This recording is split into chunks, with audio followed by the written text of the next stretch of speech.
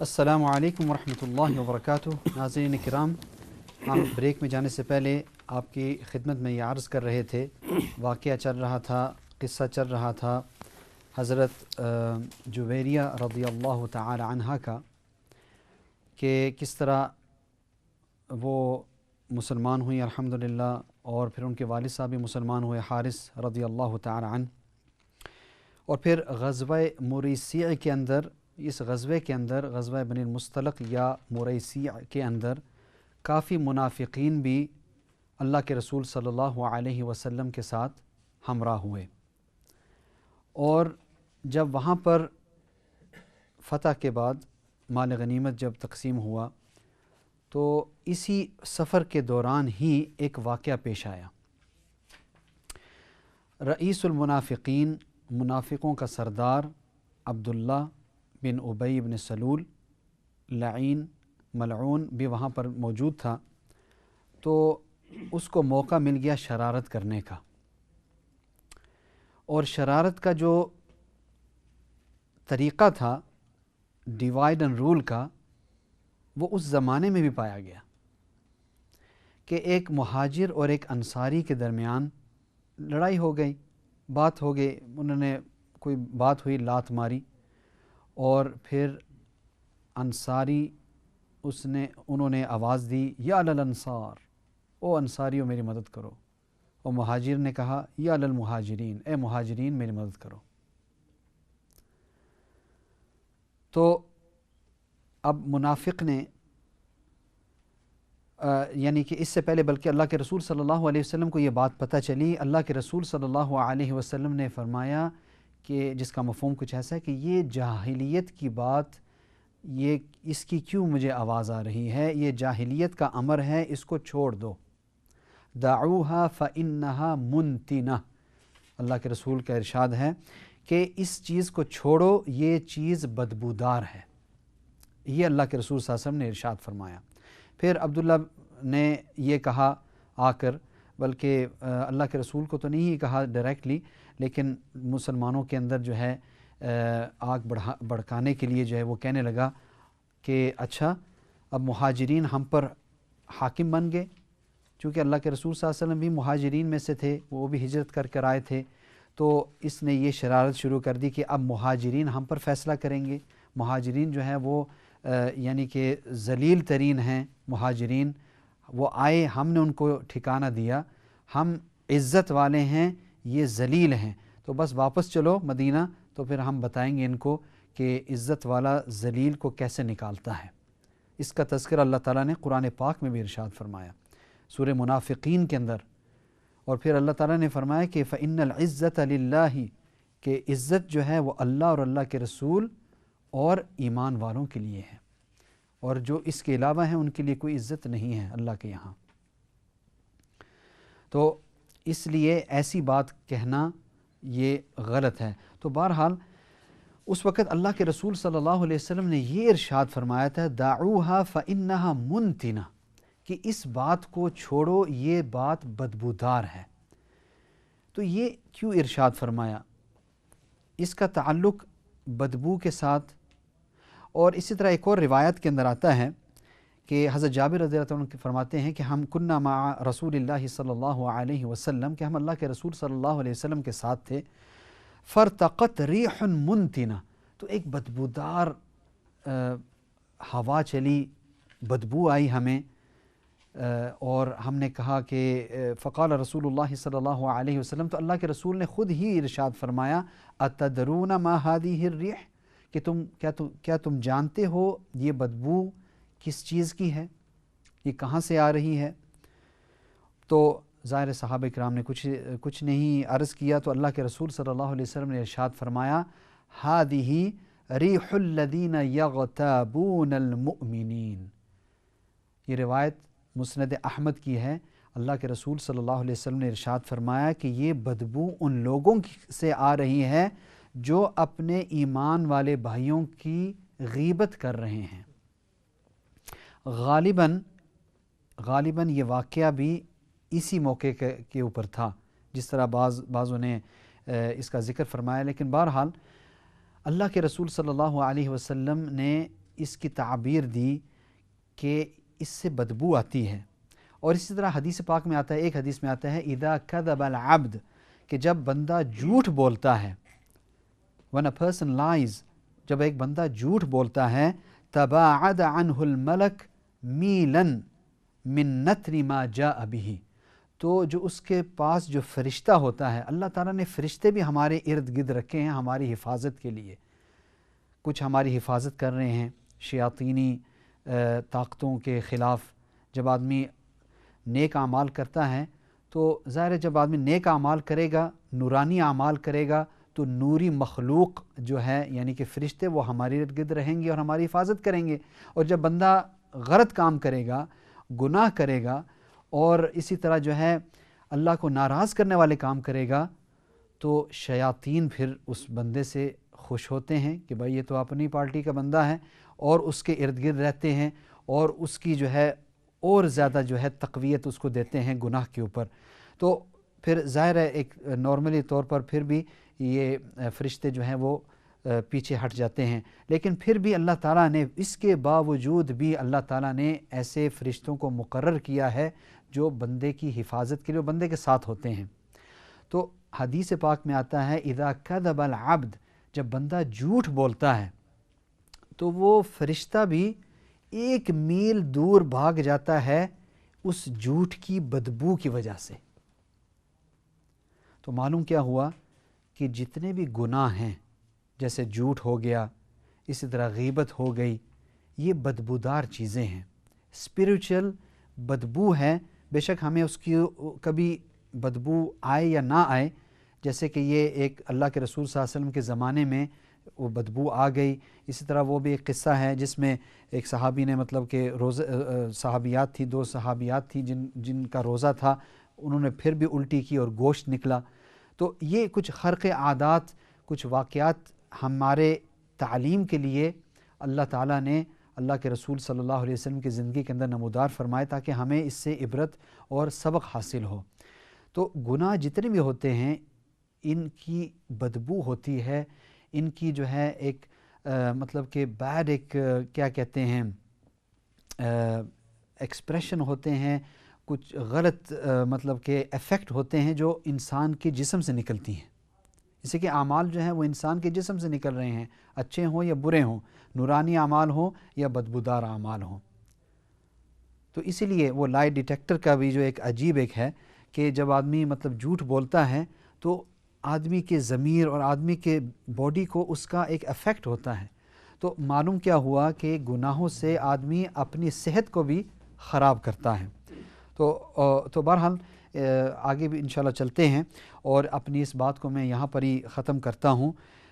اور اسی دوران چونکہ منافقین موجود تھے، جو حضرت عائشہ رضی اللہ تعالی عنہا کا جو واقعہ پیش آیا تھا، واقعہ افک جو ہم نے پہلے پروگرام کے اندر تفصیل کے ساتھ بیان کیا تھا، وہ بھی اسی غزوے کے اندر اسی موقع کے اوپر پیش آیا تھا. تو آگے انشاءاللہ تعالیٰ بھی بڑھتے ہیں. ہم نے ابھی تذکرہ کیا حضرت جویریہ رضی اللہ تعالی عنہا کا، اور اب انشاءاللہ تعالیٰ حضرت ام حبیبہ رضی اللہ تعالی عنہا جن کا نام رملہ تھا، جو ابو سفیان کی بیٹی، ابو سفیان بعد میں مسلمان ہوئے اس لیے رضی اللہ تعالی عنہ، اور حضرت معاویہ امیر معاویہ رضی اللہ تعالی عنہ کی بہن ہیں. تو ام حبیبہ رضی اللہ تعالی عنہ کے مختصر حالات اگر مولانا حیات صاحب آپ ارشاد فرمائیں انشاءاللہ. بسم اللہ الرحمن الرحیم. ہاں، حضرت ام حبیبہ رضی اللہ تعالی عنہ وہ نیک بخت خاتون کہ جن کے مقدر کے اندر ازل سے یہی تھا کہ وہ بھی نبی کریم صلی اللہ علیہ وسلم یعنی فخر دو عالم سید الاولین والآخرین محمد رسول اللہ صلی اللہ علیہ وسلم کی زوجہ مطہرہ ہونے والی تھی اور ہماری کوئی کہ ماں بننے والی تھی. تو ان کی پیدائش بھی ماشاء 17 جب نبی کریم صلی اللہ علیہ وسلم کی عمر 23 سال تھی 23 سال تھی تو حضرت ام حبیبہ رملہ جن کا نام تھا رملہ ان کی پیدائش ہوئی. نام تھا رملہ بنت ابی سفیان، رملہ دا ڈاٹر آف ابو سفیان. اور ابو سفیان تو لقب ہے نا، کنیت. ان کا نام تھا صخر ابن حرب. تو ابو سفیان مالدار قریش کے بڑے ستون ان کی بیٹی تھی، تو ظاہر بات ہے کہ ہر قسم کی سہولتیں ان کے لیے فراہم تھی. شہزادی کی طرح ان کی بھی ماشاءاللہ یعنی نشر نما ہوئی. ان کی والدہ کا نام تھا صفیہ بنت ابو العاص، جو حضرت عثمان رضی کی پھوپھی تھی.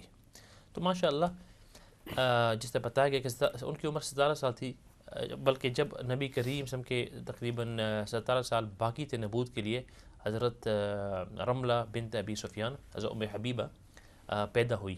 تو شروع میں یعنی ان بھی شروع میں مسلمان، ان کے شوہر تھے عبید اللہ ابن جہش، مسلمان ہو گئے تھے ساتھ ساتھ، اور پھر جب حالات خراب ہو گئے تو اور مسلمان کے ساتھ وہ بھی چلے گئے تھے حبشہ کی طرف.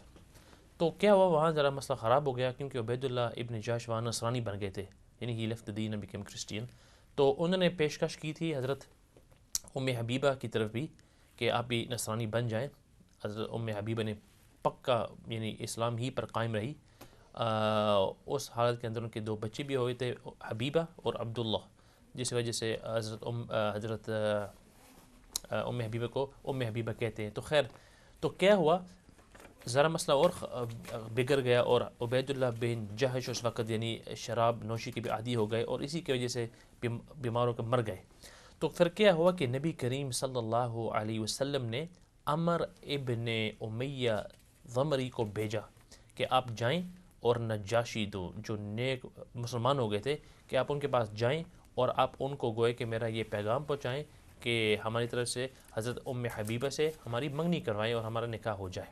تو جب وہاں پہنچے حضرت عمر ابن امیہ ضمری، تو انہوں نے حضرت نجاشی کو کہا کہ نبی کریم صلی اللہ علیہ وسلم نے یہ پیشکش کی. تو کیا ہوا، نجاشی بہت ہی اچھے مسلمان تھے، اللہ تعالیٰ ہم سب کو اچھے حکمران اور قائد عطا فرمائے، بہت اچھے تھے اور بہت ہی عزت کرتے تھے نبی کریم صلی اللہ علیہ وسلم کی.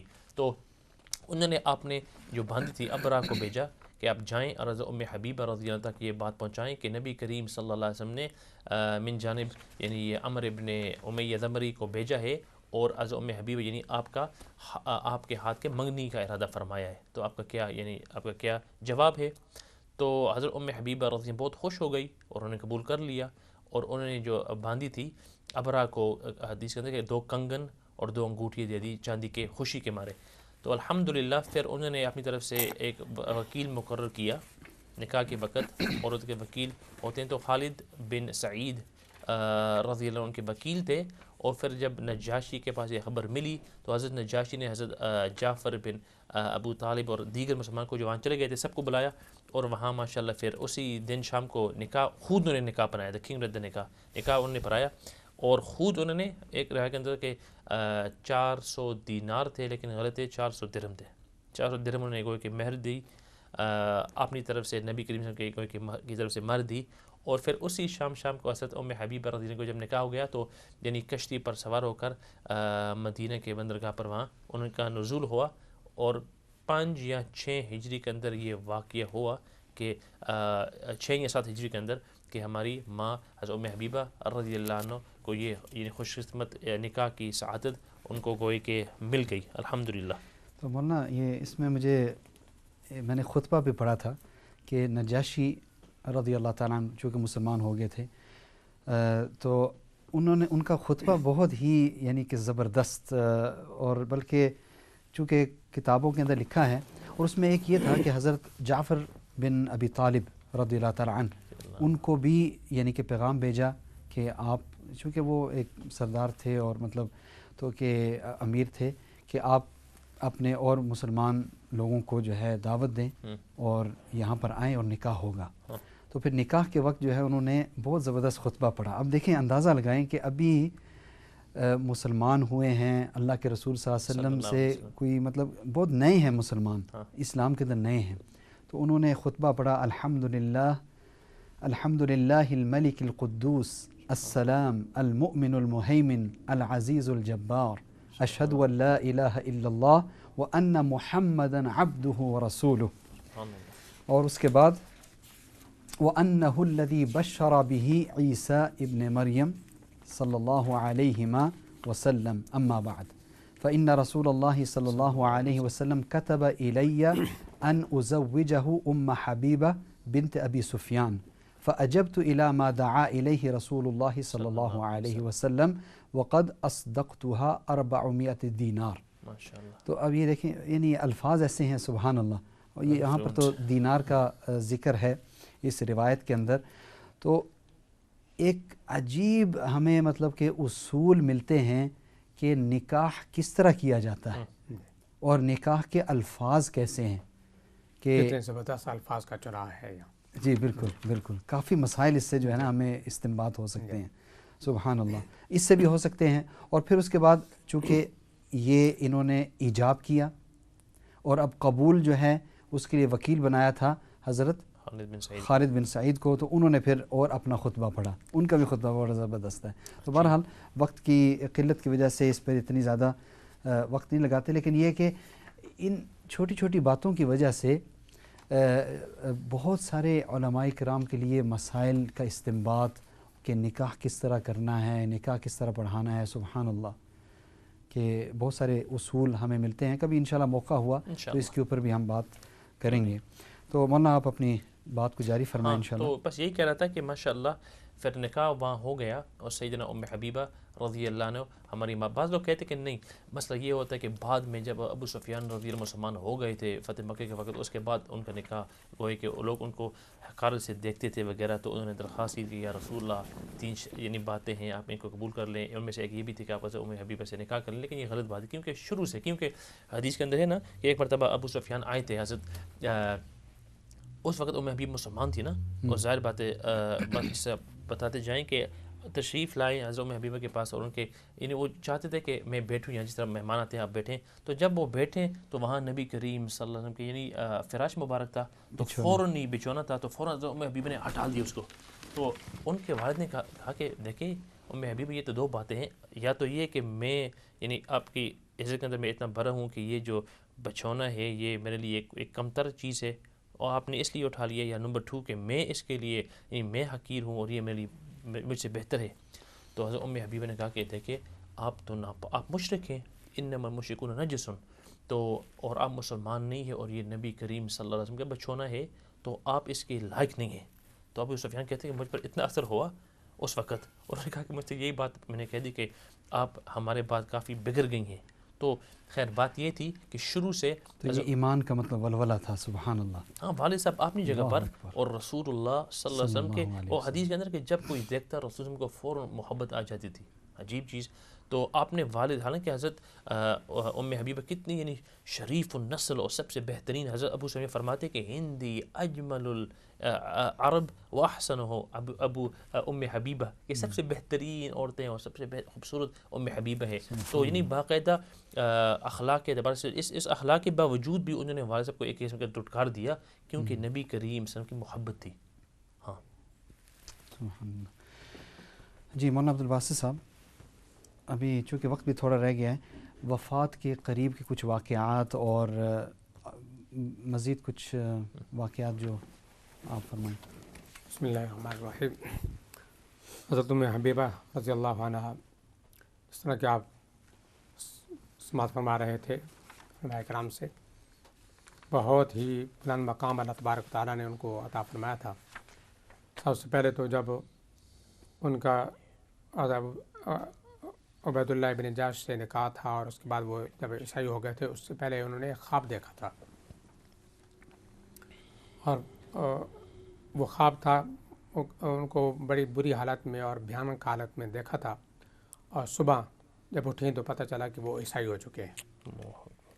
اور پھر اس کے بعد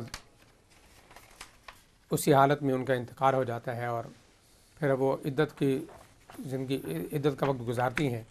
عدت کے دوران جب عدت ان کی ختم ہونے والی تھی تو پھر وہ فرماتی ہیں کہ انہوں نے خواب دیکھا کہ کوئی پکار رہا ہے یا ام المؤمنین, یا ام المؤمنین. وہ ان کو بشارت تھی کہ آپ ام المؤمنین بننے والی ہیں. اور اس کے بعد جب جو ہی عدت ختم ہوتی ہے تو اس کے بعد نبی اکرم صلی اللہ علیہ وسلم کا پیغام ان کو وصول ہو جاتا ہے نکاح کا, اور پھر وہ قبول کر لیتی ہیں. اور آگے آپ نے علماء سے سنا کہ کس طرح ان کا نکاح ہوا. پھر اس میں یہ بھی آتا ہے کہ حضرت نجاشی رضی اللہ عنہ نے اللہ تبارک و تعالیٰ نے ان کو بڑا مقام دیا تھا, اور انہوں نے جب حضرت نجاشی رضی اللہ عنہ کا ذکر آیا تو جب صحابہ کرام رضوان اللہ تعالیٰ علیہم اجمعین ہجرت کر کے گئے تھے حبشہ، تو حضرت جعفر طیار رضی اللہ اور پیچھے مشرکین مکہ بھی پہنچ گئے تھے. تو اس وقت مشرکین مکہ نے کہا کہ ہمارے پاس کچھ لوگ آئے ہیں جنہوں نے اپنے آباء و اجداد کا دین چھوڑ دیا ہے، ہم ان کو واپس لینے کے لیے آئے ہیں، آپ واپس کریں. حضرت نجاشی نے کہا کہ میں آیا اور اس دربار کے اندر اور میں ان دونوں کی بات سنوں گا. حضرت جعفر رضی اللہ عنہ نے اس وہاں خطبہ ارشاد فرمایا تھا اور نبی اور بتایا تھا کہ ہم کیا تھے اور نبی اکرم صلی اللہ علیہ وسلم نے ہمیں کیا اس کی تعلیم دی ہے. اور حضرت نجاشی نے جب حضرت مریم اور حضرت عیسیٰ علیہ السلام کے بارے میں پوچھا تو حضرت جعفر رضی اللہ عنہ نے سورۃ مریم کے آیات جو ہیں وہ تلاوت فرمائی تھی. حضرت نجاشی نے کہا تھا کہ اللہ کی قسم میں اٹھا کے کہتا ہوں کہ حضرت عیسیٰ علیہ السلام اور حضرت مریم علیہ السلام نے اس سے کم تھے اور نہ اس سے زیادہ تھے جو کہ اللہ تبارک و تعالیٰ نے اس کے اندر ارشاد فرمایا ہے. تو اس کے بعد جب وہ تلاوت کر رہے تھے سورہ مریم کی تو حضرت نجاشی کی داڑھی جو ہے وہ آنسو سے تر ہو گئی تھی. تو آگے اس کو بڑھاتے ہیں. حضرت ام حبیبہ رضی اللہ عنہ کو یہ سعادت نصیب ہوئی اور ان کو اللہ تبارک و تعالیٰ نے 2 اولاد عطا فرمائی تھیں. ایک بیٹے تھے عبداللہ اور دوسرے بیٹی تھی حبیبہ، اور اسی بنیاد پر ان کی کنیت ام حبیبہ رکھی گئی. بڑی ہی خوبصورت تھی، اللہ تبارک و تعالیٰ نے بڑا حسن عطا فرمایا تھا. اور ایک روایت کے اندر، مسلم شریف کی روایت کے اندر ابو سفیان رضی اللہ عنہ سے ہی ایک ہے الفاظ ہیں کہ عندی احسن العرب و اجملہ ام حبیبہ، میرے پاس عرب کی خوبصورت ترین عورت ہے اور وہ ہے اور خوبصورت ترین عورت حضرت ام حبیبہ رضی اللہ عنہ ہے. فضل کمال کے اندر یہ ہے کہ ان سے 65 روایات جو ہیں وہ منقول ہیں اور ان کے بہت سارے راوی ہیں جنہوں نے ان کو روایت کیا ہے. اور جب وفات کا وقت قریب آتا ہے تو سوکنوں کی جو زندگی ہے وہ بڑی عجیب زندگی ہوتی ہے، چاہے جس مقام پر بھی ہوں. آپس میں بات چیت ہونا، آپس میں نوک جھونک ہونا، یہ ایک معمول کی بات ہوتی ہے. حضرت عائشہ رضی اللہ عنہ کو حضرت ام سلمہ رضی اللہ عنہ کو بلوایا اور انہوں نے کہا کہ سوکنوں میں آپس میں کچھ نہ کچھ اونچ نیچ ہو جاتی ہے، بات ہو جاتی ہے، تو کوئی اگر ایسی بات ہو گئی ہے تو اس کو معاف کر دینا. اس سے ہمیں معلوم ہوتا ہے کہ جب آدمی کو یہ احساس ہو جائے کہ میری زندگی کا وقت، بلکہ جب بھی کوئی کسی سے تلخ کلامی ہو جائے یا کوئی بات ہو جائے اسی وقت اس سے معافی مانگ لینی چاہیے اور معافی تلافی کر دینی چاہیے، کیونکہ کسی آدمی کو کوئی معلوم نہیں ہے کہ اس کا آخری وقت کب آ جائے. تو اس سے ہمیں یہ بات معلوم ہوتی ہے. تو ان کے ایمان اور ان کے حدیث کے اوپر عمل، یعنی اس کے اندر بڑا کمال تھا کہ احادیث پر پوری طرح عمل کیا کرتی تھیں. اللہ تبارک و تعالیٰ ہمیں اپنی زندگی ان کے نقش قدم پر گزارنے کی توفیق نصیب فرمائے. ان کی زندگیوں کے لیے زندگیوں میں ہمارے لیے بڑا سبق موجود ہے. بالکل بالکل، جیسے آپ نے ماشاءاللہ یہ فرمایا کہ 65 روایات منقول ہیں ان سے ماشاءاللہ. اور اسی طرح ایک واقعہ بس ابھی چونکہ وقت تھوڑا رہ گیا ہے میں عرض کرتا چلوں کہ ان کی جب انہوں نے یہ سنا اللہ کے رسول صلی اللہ علیہ وسلم سے چاشت کی نماز جو 12 رکعات ہیں دن کے وقت جو ہے تقریباً یہ یعنی کہ 9:30 10 11 کا جو ٹائم ہوتا ہے، یہ جو وقت ہوتا ہے اس کو کہتے ہیں چاشت کا وقت، ضحیٰ عربی کے اندر کہتے ہیں.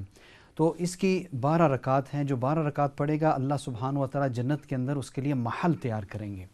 تو عالم یہ تھا، یہ نہیں کہ صرف روایات کو پہنچانا بلکہ عملی طور پر جو ہے یہ سکھلاتی تھیں ماشاءاللہ. اور یہ ایک نمونہ ہے ہمارے لیے کہ یہ یعنی کہ ہمیشگی کے ساتھ یعنی کہ پابندی کرتی تھی 12 رکعات نماز چاشت کی. اور اس کا اثر یہ تھا کہ ان کے اپنے سگے بھائی حضرت عتبہ اور اسی طرح ان کے شاگرد بھی تھے کہ وہ بھی پھر اس پر عمل انہوں نے شروع کیا. پھر جو ان کے جو شاگرد تھے انہوں نے بھی اس پر عمل کیا جن کا نام عمر تھا، اور پھر عمر کے شاگرد نعمان انہوں نے بھی پھر اس پر عمل کیا اور یہ سلسلہ چلتا رہا. تو معلوم کیا ہوا کہ ہمیں ایک مثالی زندگی پیش کرنی ہے، جس طرح صرف سکھانا نہیں ہے بلکہ ہم نے عملی طور پر بھی اپنے یعنی شاگردوں کو یہ باتیں سکھانی ہیں. تو اللہ سبحانہ و تعالیٰ عمل کرنے کے ہمیں توفیق نصیب فرمائے. تو آج کا یہ پروگرام یہاں ہی ہم ختم کرتے ہیں، آئندہ انشاءاللہ ملاقات ہوگی. السلام علیکم ورحمۃ اللہ وبرکاتہ.